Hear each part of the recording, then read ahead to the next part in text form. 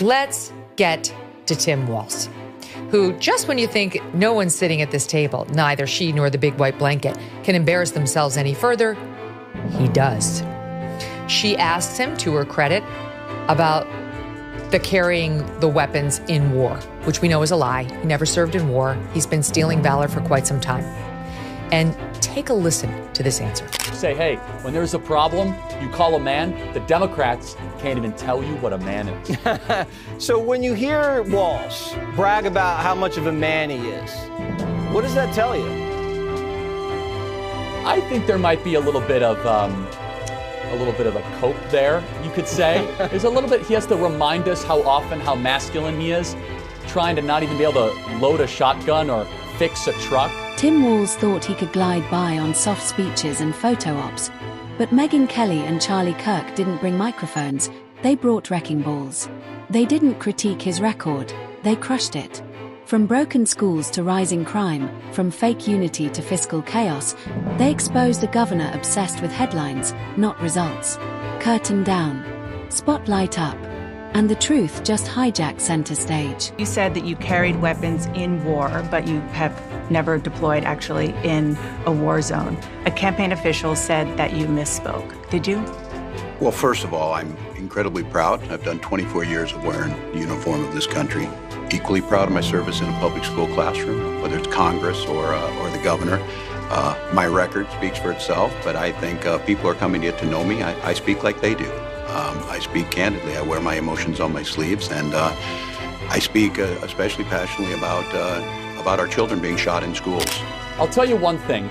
The most masculine thing that someone can do in America today is stand up for women that are not able to stand up for themselves. Right. So while Tim Walz is going on Gavin Newsom's podcast, attacking me, by the way, saying that I'm a bad guy, well, I'm sorry, Governor Walz. One thing that we don't have in common is, unlike you in Minnesota, I, every single day, am actually fighting for female privacy in locker rooms and that women's sports will not have men in them. Real men stand up for women when they're not able to stand up for themselves. Megyn Kelly and Charlie Kirk don't knock politely. When leadership dresses up failure in PR speak, they don't whisper, they broadcast. And when they turned their sights on Governor Walz, they brought enough receipts to light his narrative on fire. This wasn't personal, it was a public service. Because when failure gets this loud, silence is complicity. The idea that you said that you were in war, did you misspeak as the campaign has said? Yeah, I said we were talking about, in this case, this was after a school shooting, the ideas of carrying these weapons of war. And my wife, the English teacher, told me my grammar is not always correct. But again, if it's not this, it's an attack on my children for showing love for me, or it's an attack on my dog. This is a sacred trust. In the spring of 2005, Walz walked away from that sacred trust, abandoning his post when he learned of an upcoming Iraq deployment. This is cynical Pubula saying this. He is a coward. According to this Twitter feed, he is a quitter. And every veteran I've talked to thinks that Walz is close to betraying the country by... Megyn took one look at Walz's Minnesota Nice Act and smelled a PR stunt. He sold himself as a humble leader, but she saw a walking press release in dad sneakers. And Megyn's made a career out of shredding synthetic sincerity. Walz wasn't authentic. He was algorithm approved and consultant polished, a political chatbot in fleece. What Walz did is the moral equivalent of a mother dropping off her 5 preteen children at an orphanage in the dead of night so that she could run for Congress. Yes, it is that bad. This was more than just abandoning troops.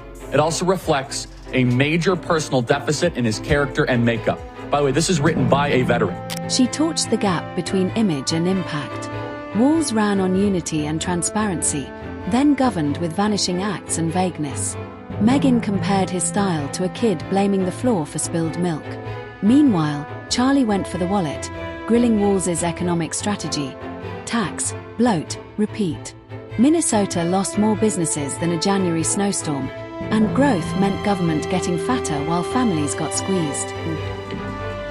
The idea that you said that you were in war, Did you misspeak as the campaign has said? Yeah, I said we were talking about, in this case, this was after a school shooting, the ideas of carrying these weapons of war. And my wife, the English, you told my grammar's not always correct. But again, if it's not this, it's an attack on my children for showing love for me, or it's an attack on... Charlie brought the data trail. 1 week Walz flaunted numbers, the next he buried them, depending on what sold fear faster. Hospital stats inflated, predictions flopped, and trust tanked. Charlie called it panic governance, leading with drama, not data. Meanwhile, Megyn spotlighted Walz's camera addiction. Protests, vaccines, ribbon cuttings. He was always there, sleeve up, face grim, starring in Leadership, the miniseries. But when schools collapsed and cities burned, gone, vanished, rolled credits. Tim Walz then lied about it to run for Congress and acted as if he was on the front lines. And people in Walz's battalion died. People under his supervision died. If Master Sergeant retired Walz could not be trusted to fulfill his duties he had to his soldiers, his unit, and his nation in 2005, how can he be trusted to be vice president in 2025? Charlie drilled into the George Floyd riots. When chaos exploded and police were outnumbered, Walz stalled until the smoke had settled, waiting for facts. Charlie said, more like waiting for someone else to clean it up. Then came schools. Megyn dove into the collapse. Test scores plummeted, students vanished from the system, and Walz's big fix. More Zoom, less learning, more virtue signaling. What kind of bullshit is that? No, you don't, sir. We don't lie about military service we didn't actually perform, like going to war. We don't steal valor by saying that we had a higher rank in the National Guard than we did. We don't run around saying we served in operating Enduring Freedom in Afghanistan when we didn't. We don't stand and watch somebody say that we were in combat in Iraq when we weren't. Then came culture. Megyn called Walz the human version of a shrug. Never bold, never honest, always calculating. He tried to be everyone's favorite adult and ended up nobody's leader. While pretending to be moderate, he greenlit fringe policies from the sidelines. Charlie didn't hold back. Walz didn't govern, he followed. Whether it was masking toddlers, closing churches, or ignoring crime, he obeyed like a DNC intern with stage fright. Podcast attacking me, by the way, saying that I'm a bad guy. Well, I'm sorry, Governor Walz. One thing that we don't have in common is, unlike you in Minnesota, I, every single day, am actually fighting for female privacy in locker rooms, and that women's sports will not have men in them. Real men. They ripped the script to shreds. Talking points. Toast. Excuses. Dismantled. What was left? A hollow man in a governor's chair. Then Megyn turned to climate theatrics. Walz preached green like a walking solar ad, but back home, the power grid sputtered and the roads crumbled. It wasn't environmental policy. It was performance art. Yourself from that clarification. And then here's, two pieces of this that are really... I speak like they do. People are coming to get to know me. I speak like they do. I speak candidly. I wear my emotions on my sleeves. And I speak especially passionately about, and then he goes on to blame it on the school shootings. I guess he was upset about school shootings, so he lied. But stop saying you speak like we do. I speak like regular people. Charlie zoomed in on the budget. Minnesota had a surplus, and somehow still had craters in the pavement and broken classrooms. Reverse alchemy, he called it, turning gold into potholes. The state taxed like it was solving poverty, then spent like it was shooting a PSA.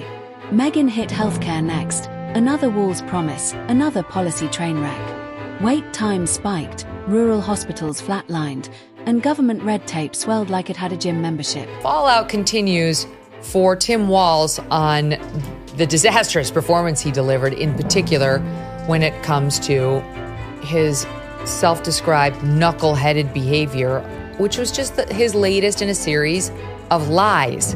The reason he resorted to, I'm a knucklehead, was he got confronted with his latest lie that's been unearthed. There's a long list of them. This one was that he was in China when the Tiananmen Square disaster unfolded, when hundreds of people were killed. you know whether you are in a place where hundreds of people are being massacred by their government. Megyn didn't hold back. The only healthcare plan that makes people sicker just watching it. Doctors were overworked, patients lost in bureaucracy, and the whole system was a hamster wheel on fire. Charlie moved to immigration, Walz's approach, empty gestures and hashtag governance. While he posed for sanctuary slogans, local towns were drowning in pressure. The disconnect between St. Paul and small-town Minnesota, a canyon, and Walz, building a bridge to nowhere. Again, if it's not this, it's an attack on my children for showing love for me, or it's an attack on my dog. This took chutzpah. Let's go through it. You said you carried weapons in war, but you've never deployed in a war zone. A campaign official of yours said you misspoke. Did you? Well, I'm proud, incredibly proud of my record. He keeps doing this. Equally proud of my service in the classroom. Did I mention I was a teacher and a coach, an assistant coach? Okay, whatever. But he's more stolen valor. In the classroom, I'm in the classroom.